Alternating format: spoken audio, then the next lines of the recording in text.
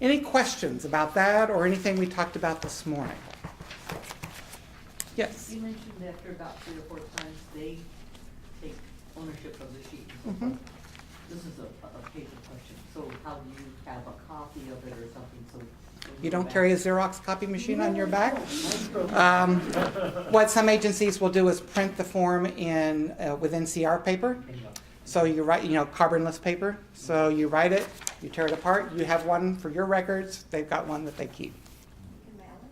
You could mail. Could you mail it? Could mail it, yeah, if you had to go back and make a. It's really good to have them write, if you're there, that they got it. They don't have to then get something in the mail that they might forget to open. NCR's very Uh, Good old carbon. Good old carbon paper. You could always fill out You to could it write the it down same. in parallel. Yeah. Yeah, Yeah. you could. Yes. Just regarding the PHQ-9, sometimes I've found that to feel really wordy when I am giving it to people, and I'm wondering if you have any strategies when you sense that someone's not really following along with you, like, breaking it up in ways, or paraphrasing, or, what you tried. Right. Tom, do you want to? Well, are we Oh, gonna so the be- question. question was, sometimes the PHQ, we were reminded we should always repeat the question, we forgot. Sometimes the PHQ-9 seems wordy, and are there ways that you can kind of abbreviate that or reword it or paraphrase? The short answer is yes. I'm wondering, is there built into this sometime when we'll be practicing the PHQ-9? Mhm. So what I guess I would suggest is that you hang on to that until you're sort of trying it in vivo, and when you run into particular problems, ask about them, and we can sort of troubleshoot them on the fly. I would say, it may be that after the first couple of 3 times, people already kind of know the questions. You're going, oh yes, it's the same questions again. So yeah, if they know what the questions are and they understand, you can kind of abbreviate it so that you can get through it faster. We try to keep it as close to the wording though as possible, just so it stays a standard research assessment. Yeah. Even though it's tempting, the general idea is to not take too many liberties Right. with it. I know this because when I trained on a research study once, I did the PHQ in a role play in front of the class, and I thought I would demonstrate my superior clinical skills by the way that I interpreted the questions. And it was pointed out to me and the rest of the group that this was everything wrong with today's new crop of graduate students. I have that memory of shame burned in my mind. Now I'm very, very careful to just read the PHQ. So when I said the short answer was yes, what I meant was no. Yeah. It's also kind of chilly in here in case you were wondering if you're warm or cold. You can just ask me. I think we really do want to try to stick to the script as much as possible because it provides consistency for the client as well as the kind of the grading, if you will. Do you absolutely have to read word for word? Sometimes people do need some explanation, but I would.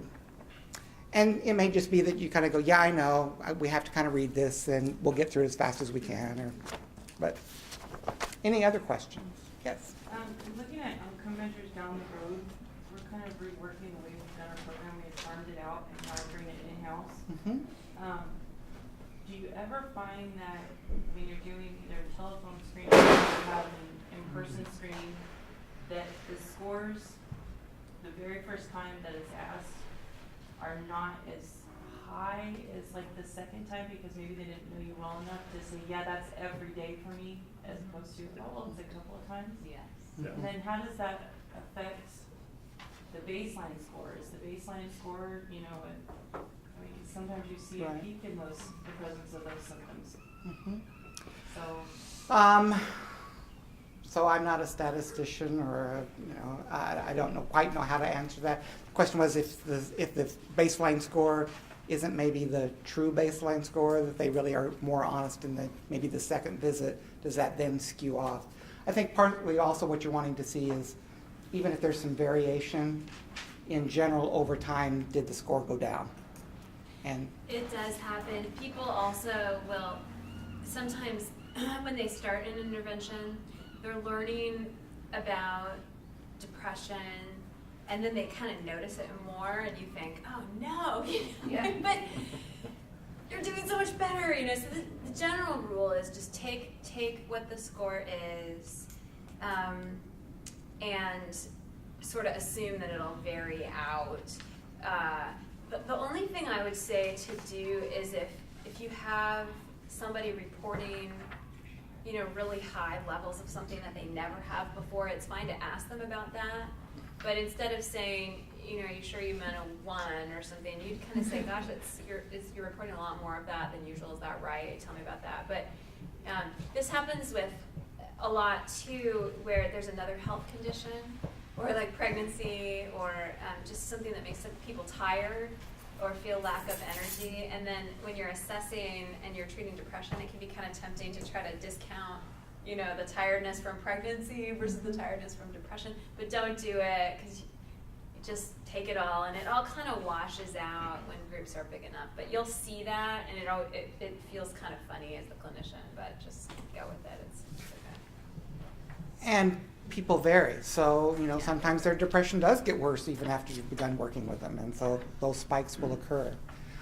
Something just occurred to me that was brought up earlier this morning, and then I didn't get back to it, is if somebody's score, they score as having major depression, and it's just kind of sitting there, it's not changing too much.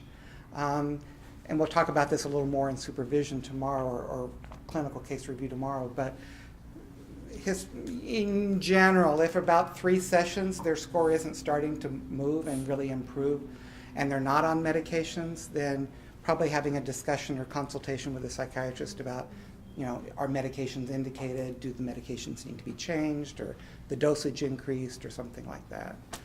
Because after about 3 or 4 sessions of working with them, there should be hopefully some kind of movement, so that but if it's not getting better, then something else may need to be added. Okay?